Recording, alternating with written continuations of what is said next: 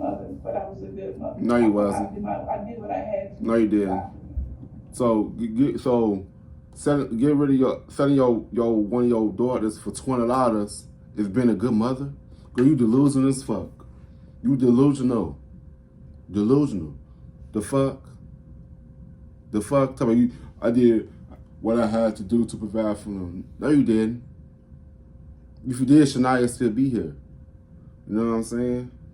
Like, cut it out with your delusional ass.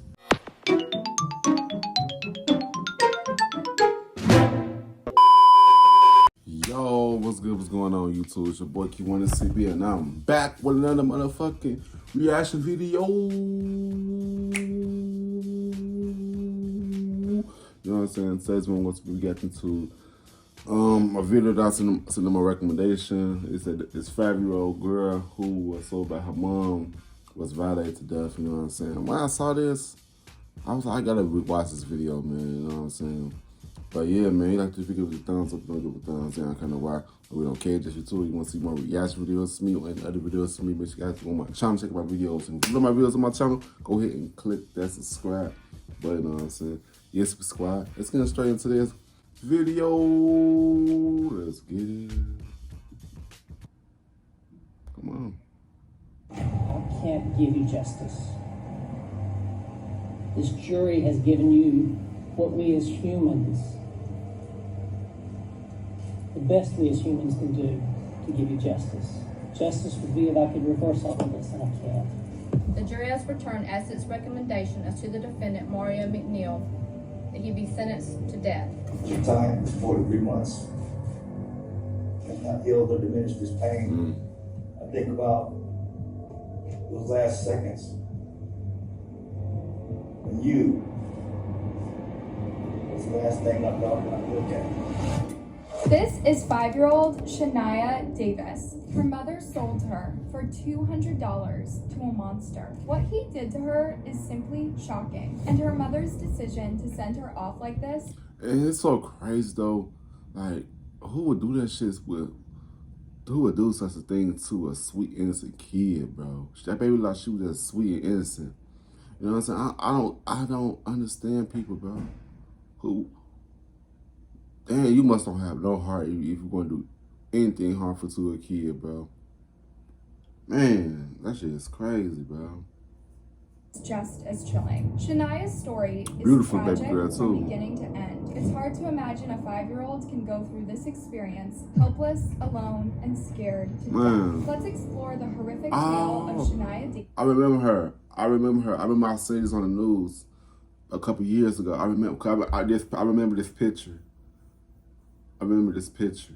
Yes, it was just not almost 10 years ago, if I'm not mistaken.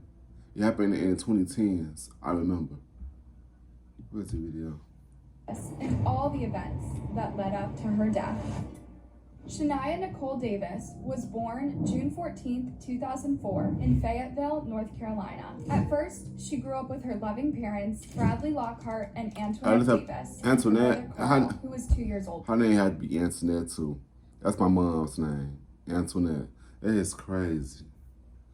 Look at the video. But as her parents split up, the siblings went on to live with their dad. Antoinette had a rough patch financially, partially due to her substance addiction, and she didn't seem ready to raise 2 small kids. Nevertheless, she stayed close with little Shaniya. Shaniya loved both her parents very much. She was a happy-go-lucky girl who always smiled and loved pink and yellow. She was an energetic, outdoorsy type who loved riding her scooter and making friends wherever she went. Bradley loved Shaniya deeply, but he had a rough life too. He was married before Antoinette to a woman named Vicky Sue. When she was only 28, she was bound and damn.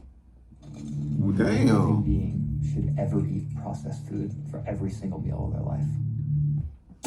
along with her sister and a friend, by a group of robbers who believed they had a huge amount of cash stashed in their house. The killers were caught and sentenced to life in prison. But imagine what that does to you as a person. Right. Bradley had 3 children with Vicky Sue, but he didn't feel able to raise them, so they were raised by Vicky Sue's parents. Shaniya and Carl were the first children he raised on his own, but Shaniya wouldn't be in his care for long. Just imagine you have to lose one of your baby moms and then your daughter.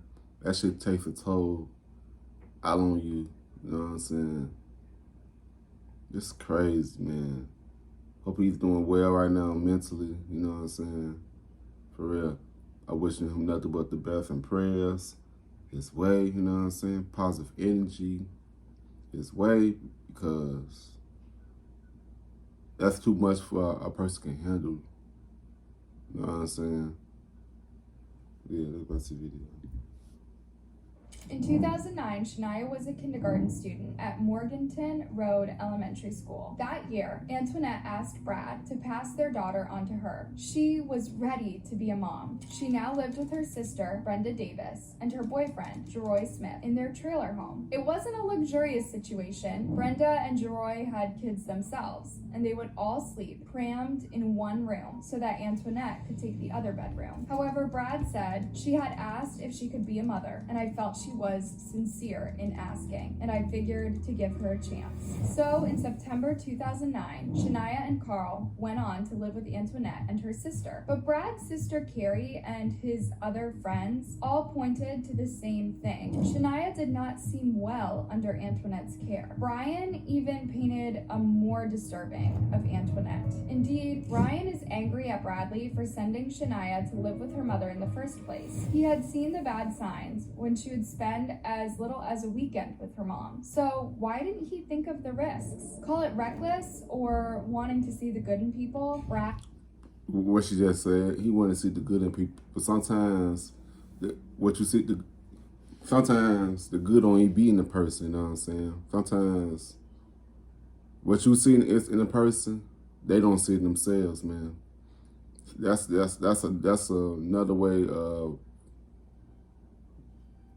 following this shit, you know what I'm saying? I was finna say something else, but yeah, man, I would never. But you know, that's the mother of his daughter, you know what I'm saying? Of course you're gonna let your child see their other parent, you know what I'm saying? You're not gonna keep them from them. And then if you do keep them from them, they'll call you a deadbeat. But I know a lot of people that's going through the same situations like this, you know what I'm saying? When the other parent is not really good with take care of the parent, so one parent take full custody of one child. My brother going through this right now. You know what I'm saying? Yeah, that's the video.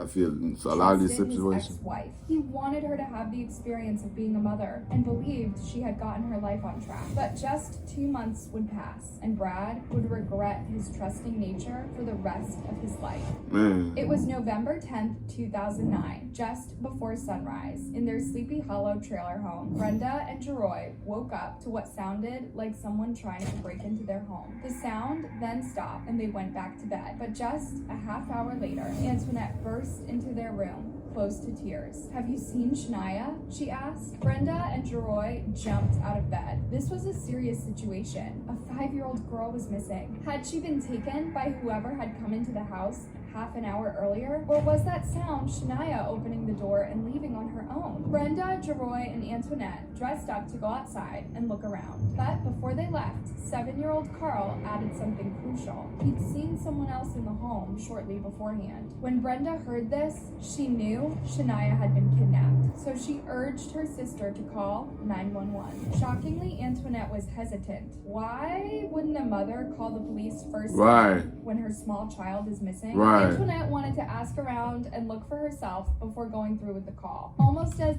wow. So she was one of those type of people, huh? So she the type of person that help you look for something that she took. Damn, that's crazy, bro. That is wow, bro. This whole time she knew what she did, man. That was a sign right there. If I was in this situation, I would ask her. I said, why the fuck would you when to call the police if your child is missing. That would make me look at that person sideways. You know what I'm saying? Sometimes people need to be missing the biggest clue. You know what I'm saying? So what, man? If I ever act suspicious like that, man, bro, I was like, you got something to do with this shit. Cause why wouldn't you call the police? You know what I'm saying? Let's watch the video. She believed she would bother the emergency services in vain. While Antoinette went outside and knocked on all That's the an Sleepy Hollow excuse. trailer home Another red doors, flag. her sister and her boyfriend Talk about she don't want to bother the stayed indoors police. and It's spoke like part of their to her. damn job. When they asked him who he'd seen earlier that night, he said Mono. Mono was the nickname of a man called Mario McNeil. He used to date Brenda for a while, and according to some sources, he gave her the money necessary for the rent deposit to move into the trailer home. Whichever the case, Mario and Brenda had called it quits, and now Mario lived with the mother of his 18-month-old baby, April, a Turi. But Mario wasn't a family man, not by a long shot.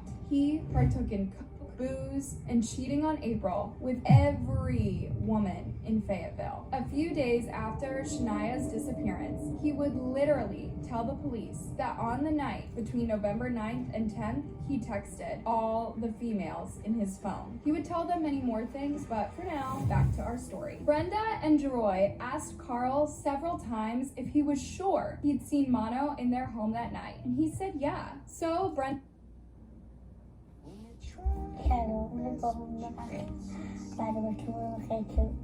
Brenda called Mono, but he didn't answer. Then Jeroy called April, and she said Mono was not with her.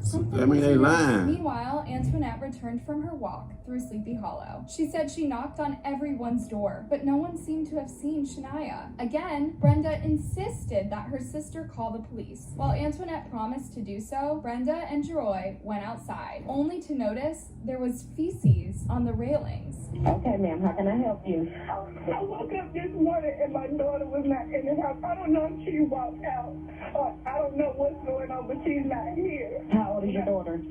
She's 5. And your door was not unlocked, that's what you're telling me? No, it was not unlocked, but I'm telling you, she And it's so crazy that she crying so hysterically, make it sound so believable. I gotta watch out for these people like this, bro. Whole time, she know what the fuck she did. Oh my God, bro. Come on. unlock it. I'm hoping that she didn't unlock it and walk out.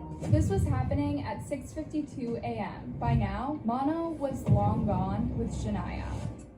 Shortly after 6 a.m. that morning, Mono checked into the Comfort Inn Suites in Sanford, an hour north of Fayetteville. He used his own name and checked in on his own. However, he mentioned to the desk clerk that he was traveling with his daughter to take her up to her mom in Virginia. After checking in at 7:16 a.m., Mario returned to his car in the back of the parking lot. Then, he returned to his hotel room carrying a girl covered in a blanket. After leaving Shaniya in his room, Mono returned downstairs and went to the breakfast room, where he got a banana, a muffin, and some juice. At this point, there was an Amber Alert issued for Shaniya. Police and search dogs were scouring Fayetteville, and people all over North Carolina were on the lookout. Such was Jacqueline Lee, the desk clerk Mono had spoken to. When he saw him walking into the hotel with Shaniya, she thought she resembled the kid in the Amber Alert. Her shift was ending though, so when her colleague came in, she told her to keep an eye on Mono and the girl. Back in Sleepy Hollow, detectives were interviewing Shaniya. Bitch, why the fuck you ain't call the fucking police?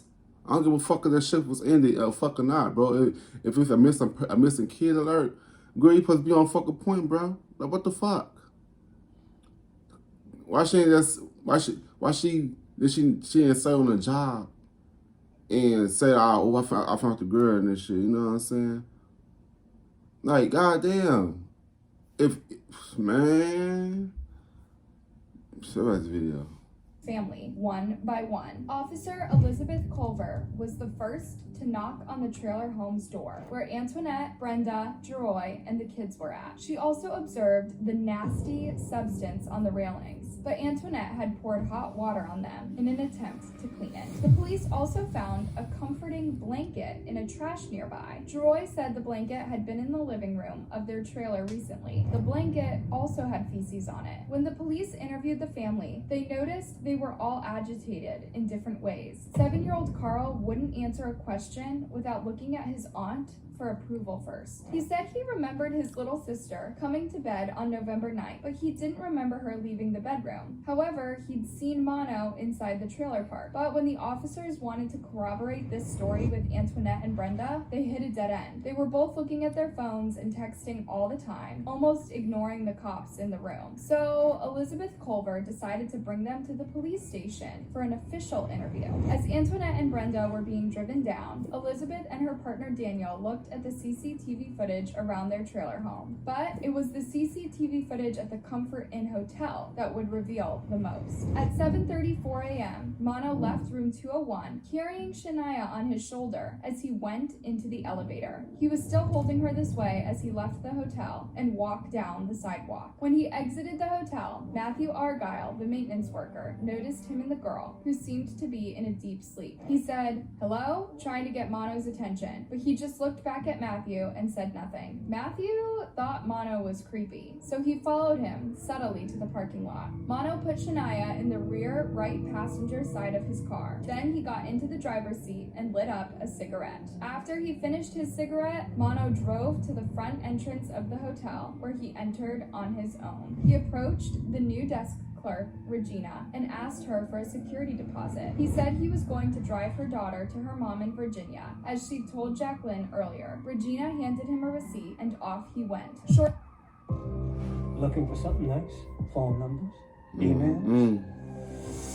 You're done.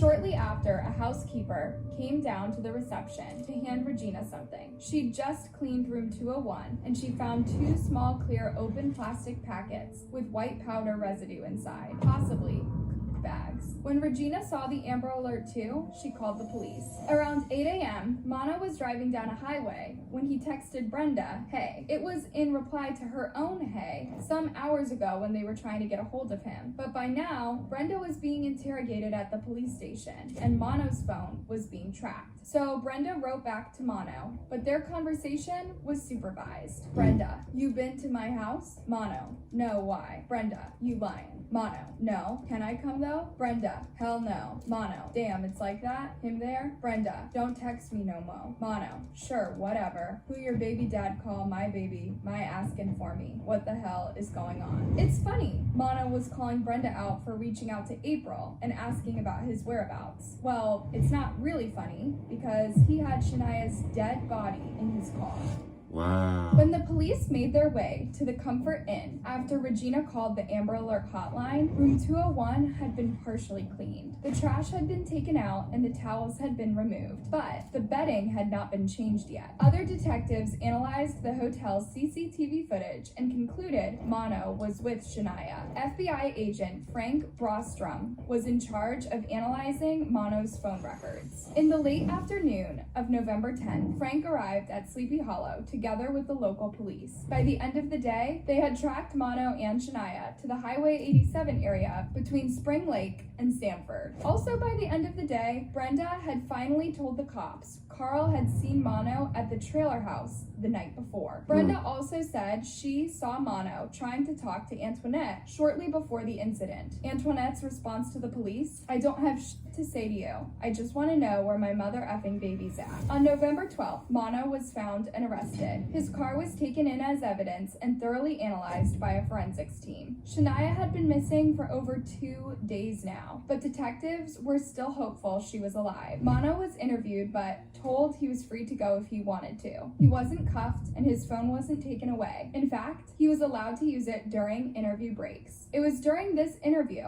that he said he was the cheating type. This is how he justified that he was out on the streets on the night between November 9th and November 10th. However, he denied visiting Brenda's trailer home that night and denied knowing who Shaniya was. Excuse me? He dated Brenda. He was at her home several times. He knew Antoinette's kids all too well. He denied knowing Shaniya, taking her, driving her, and even visiting the Comfort Inn hotel. When the cops showed him a photo of him at the hotel, he still denied it. When they showed him the hotel records of a Mario...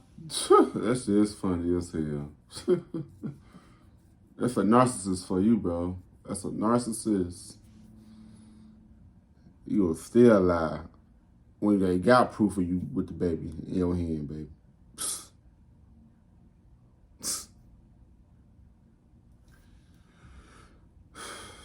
Sometimes you gotta be careful, man. And I always wonder what made him take the baby girl then? What made him take her? You know what I'm saying? Like, about the video. Neil checking in on the morning of November 10th, Mono said maybe he'd lost his ID and someone else checked in with it. However, 54 minutes later, he admitted he was there with Shaniya. That night he said, wow, now he wanted to a text message from Brenda's phone to come to Sleepy Hollow and pick Shaniya up on the porch. He did as he was told, then drove her to the hotel where he took white powder. Then Mono said he got a call from an unknown person instructing him to take Shaniya to a dry cleaning establishment at the corner of Country Club Drive and Ramsey Street. He said he delivered Shaniya to a group of people driving a gray Nissan Maxima. Then Mono said he was waiting for a call to come and kill her. FBI agent Frank Brostrom asked him to expand on that, but he would not. But Brenda hadn't texted Mono to pick Shaniya up, and no unknown people had messaged or called him either. At the end of the interview, Mono was arrested and charged with the murder of Shaniya Davis. When it came to Antoinette, the interviews were filled with even more lies. First, she blamed her exes, her friends, and all those around her for everything that had gone wrong in her life. She was distracted and tried to distract the police officers from the actual question. What happened to Shaniya? Then she went quiet as the cops confronted her with more. You just make yourself even look more guilty.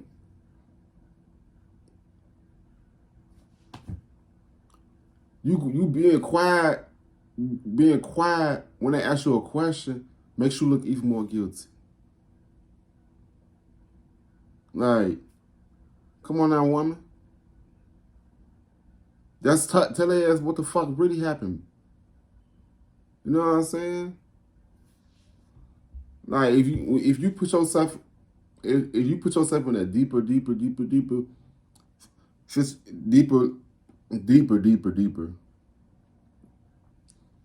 with more lies, you're gonna get in more trouble. You know what I'm saying?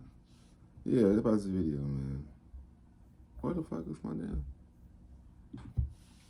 And more evidence, she kept saying, I don't have shit to say to you. As if they Make knew yourself where look Shaniya even more was, guilty. but didn't want to tell her. It was the other way around. Only she could shed some light. But these detectives were well versed in homicide investigations, so they knew when and where to apply pressure and how to get Antoinette to confess. They know. Finally, she revealed her daughter had never been kidnapped. She picked her out to Mono for a meek $200. She said, I gave her to him to cover $200. He was only supposed to have sex. Initial reports claimed, Bitch, are you serious?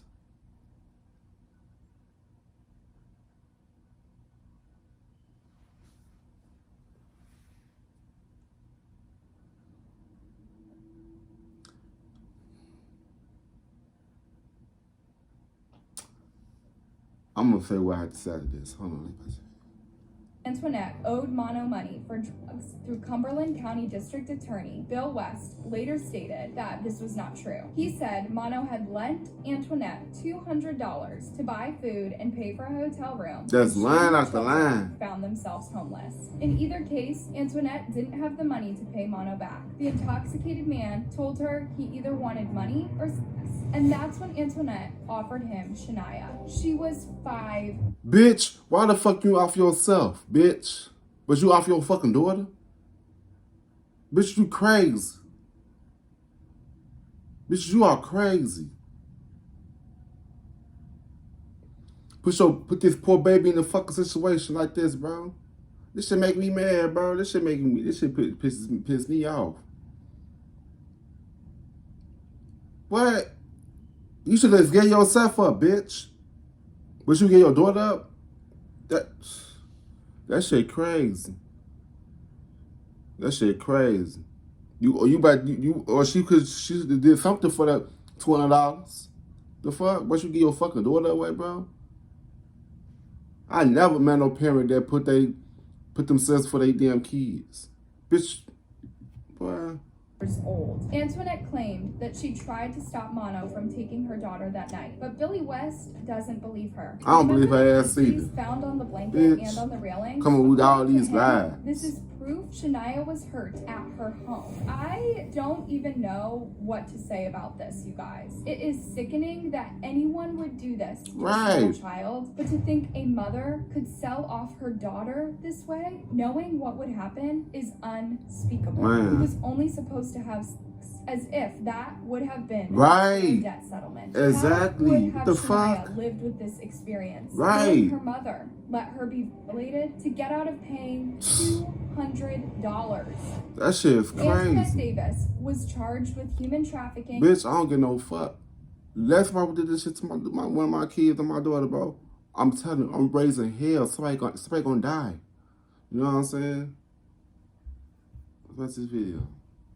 Conspiracy, kidnapping, sexual servitude, taking indecent crazy. liberties with a minor, and second-degree murder. On November 15th, one of the investigators handling this case called Alan Rogers, Mono's attorney. The police had received some vague tips about finding Shaniya's body from Rogers, but this was a sort of telephone game. As Mono's attorney, Rogers wasn't supposed to help the police convict his client, so he gave the DA some tips, and the DA told because he know the fucking right thing, bro. He know, man, I can't. I don't know how people can live with defending somebody that did some wrongful ass shit like that, bro. But like, damn, bro. It was a kid, bro. A kid, bro. Like, she lived 5% of her fucking life. That shit is wild, man.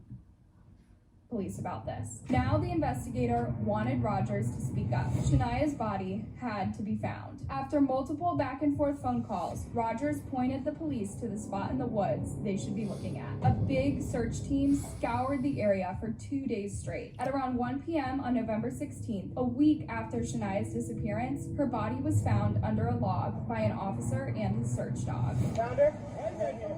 All right, I'll call him.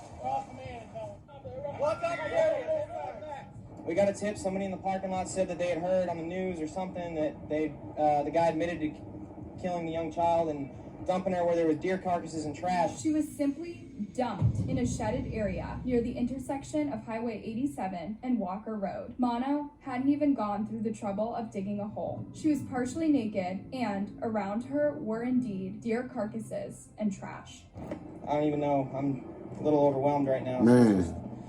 It's a lot. I'm just, I'm glad we were able to help. Mario McNeil was charged with first-degree murder. His reaction? Now, according to the Fayetteville Observer, McNeil says his lawyer should not have told police where to find the girl, saying it hurt his case. Mono? Fuck you mean, nigga? The fuck? Bitch, you the devil. The devil in human form, bitch. You know what I'm saying? Talk about, my attorney should never have told you. Bitch, he should. He did the right fucking thing, bro. Okay? Cause I know that shit, I know most all these attorneys who was defending these monsters be feeling bad cause they defended these motherfuckers, bro. You know that they did something very wrong, bro. That shit would eat people alive, bro. Like, man, let's watch the video.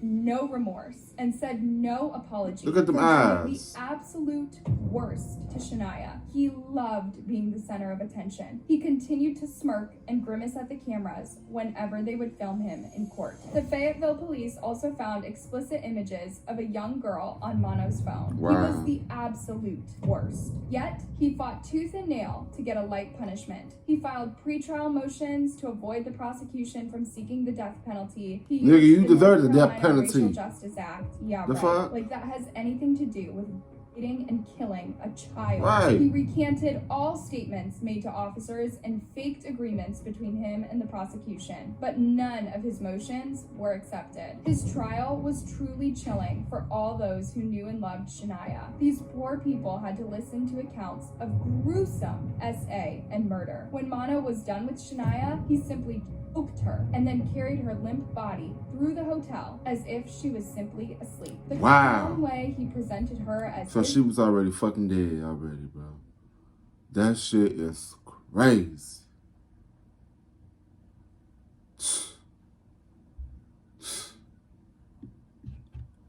daughter to the desk clerks, and the way he Definitely. simply ignored the maintenance man as he carried a child's body inches away from him is hard to fathom. But imagine Man. you're Shania's dad listening to all this. I can never get Shaniya back. We have taken that one. The time was 43 months. I feel for the dead, though. Pain. I think about those last seconds. And you was the last thing my daughter got to look at. Did Shaniya know her own mother picked her out and facilitated her death? If she did, it's the worst possible death I can imagine. Man, Wait. What did you say again? Before I make my statement? Hold on, wait. Did Shaniya know her own mother? Why would a 5-year-old know? How would a 5-year-old know that statement? Her own mother picked her out and facilitated her death. If she did, it's the worst possible death I can imagine. man, mockery of this court. Laughing, joking like this is a joke. Shaniya wasn't a joke, but her legacy is going to live on. You didn't win. I could be angry and hateful towards you. It's not going to fix this problem. You didn't win. Shaniya won because she's still going to be speaking out, protecting people against people like you.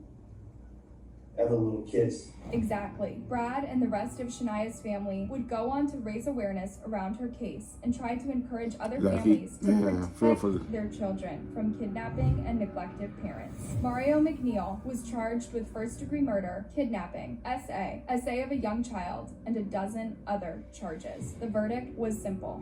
The jury has returned as its recommendation as to the defendant, Mario McNeil, that he be sentenced to death. And the judge, As he he should. delivered one of the most heartfelt conclusions I've ever heard. You did not have to kill that child. Right. Take him out of here now. I apologize for referring to Shaniya as the victim.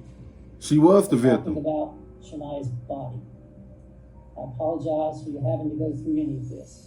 Indeed, he didn't waste too much time speaking to Mono. There was nothing he could do to change him. He was evil, plain and simple. Instead, he addressed Brad and the rest of the family, knowing they needed all the comfort and closure they could get. Look at even I can't give you justice. man, you can't.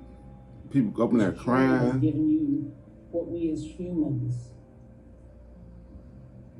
the best we as humans can do to give you justice. Justice would be if I could reverse all of this, and I can't.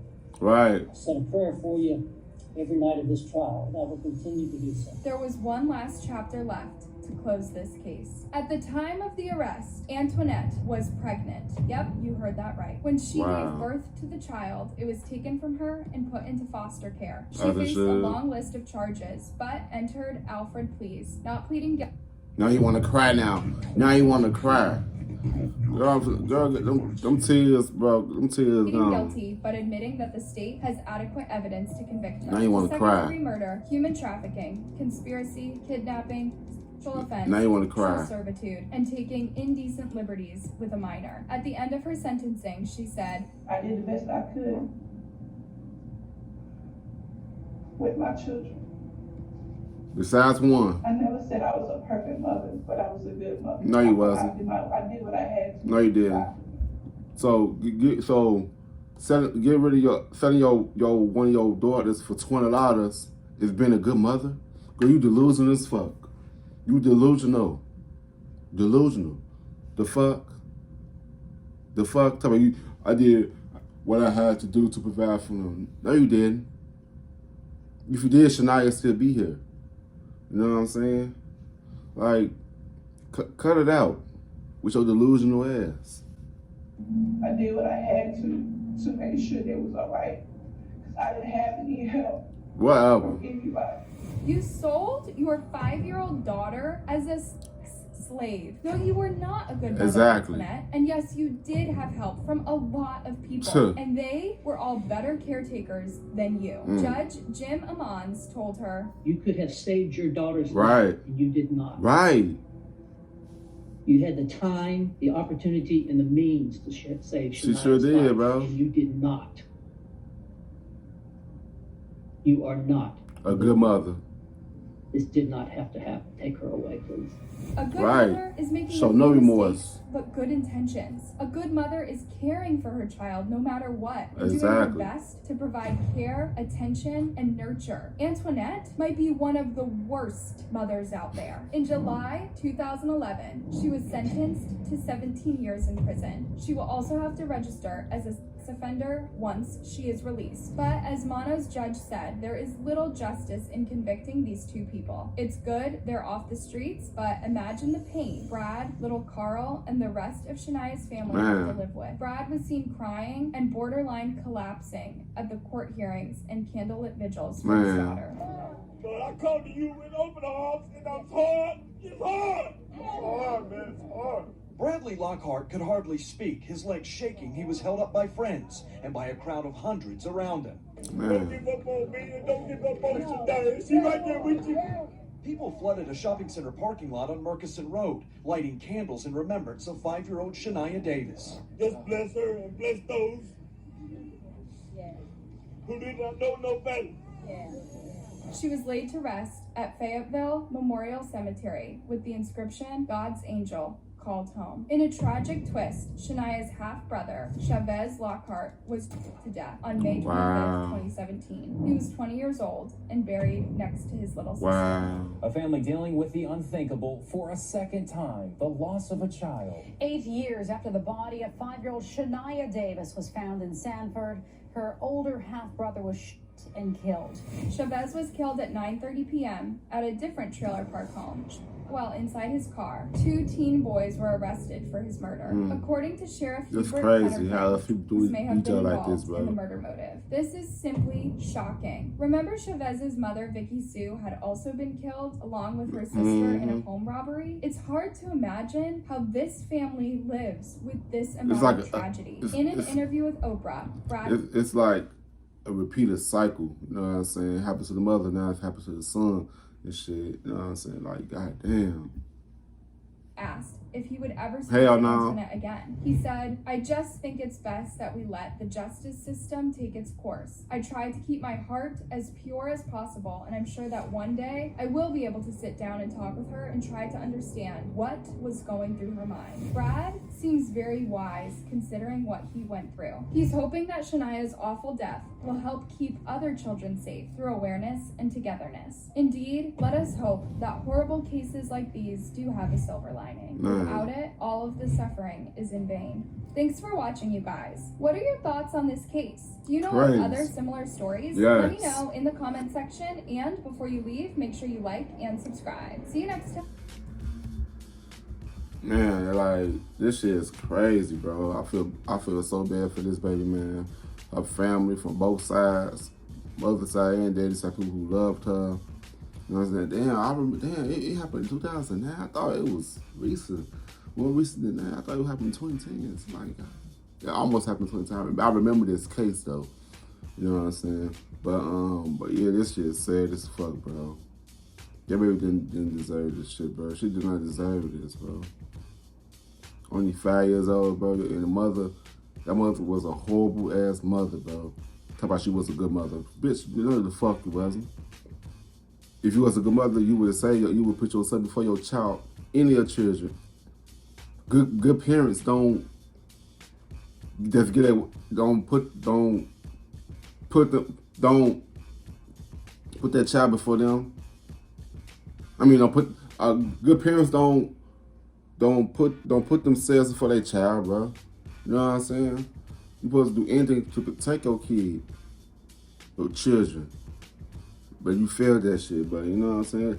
This whole case is just crazy, bro. I've seen some shit similar to this shit, bro. You know what I'm saying? But yeah, man. I'm gonna hear you guys' thoughts about the situation in the comment section below. You know what I'm saying? Like if you give a thumbs up, you don't give a thumbs. See, I don't know why.